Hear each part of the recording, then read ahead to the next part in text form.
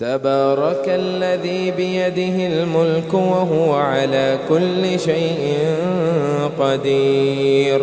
الذي خلق الموت والحياة ليبلوكم أيكم أحسن عملا وهو العزيز الغفور.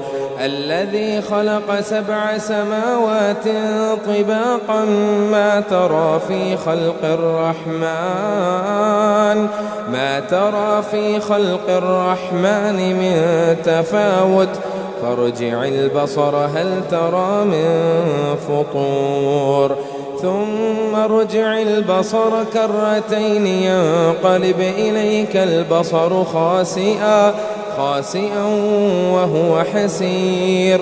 ولقد زينا السماء الدنيا بمصابيح وجعلناها رجوما للشياطين وأعتدنا لهم عذاب السعير. وللذين كفروا بربهم عذاب جهنم وبئس المصير. إذا ألقوا فيها سمعوا لها شهيقا وهي تفور تكاد تميز من الغيظ كلما ألقي فيها فوج سألهم خزنتها ألم يأتكم نذير قالوا بلى قد جاءنا نذير فكذبنا وقلنا ما نزل الله من شيء إن أنتم إلا في ضلال كبير. وقالوا لو كنا نسمع أو نعقل ما كنا في أصحاب السعير فاعترفوا بذنبهم فسحقا لأصحاب السعير. إن الذين يخشون ربهم بالغيب لهم مغفرة وأجر كبير. وأسروا قولكم أو اجهروا به إنه عليم بذات الصدور. ألا يعلم من خلق وهو اللطيف الخبير. هو الذي جعل لكم الأرض ذلولا فامشوا في مناكبها وكلوا من رزقه وإليه النشور. أأمنتم من في السماء أن يخسف بكم الأرض فإذا هي تمور أم أمنتم من في السماء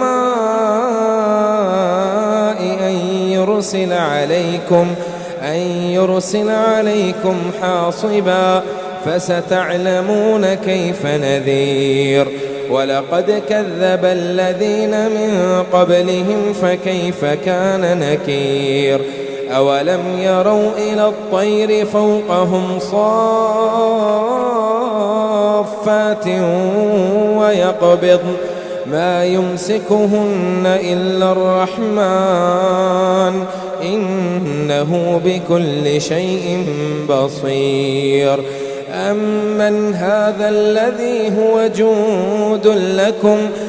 جود لكم ينصركم من دون الرحمن إن الكافرون إلا في غرور.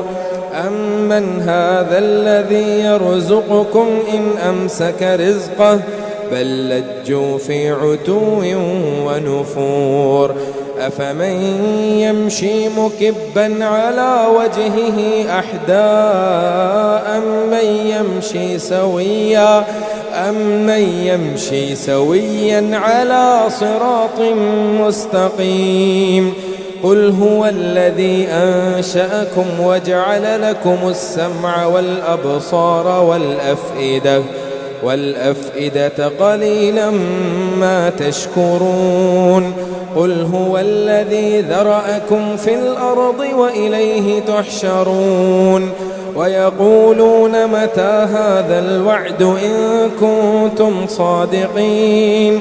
قل إنما العلم عند الله وإنما أنا نذير مبين فلما رأوه زلفة سيئت وجوه الذين كفروا وقيل هذا الذي كنتم به تدعون قل أرأيتم إن أهلكني الله ومن معي أو رحمنا فمن يجير الكافرين من عذاب أليم قل هو الرحمن آمنا به وعليه توكلنا فستعلمون من هو في ضلال مبين قل أرأيتم إن أصبح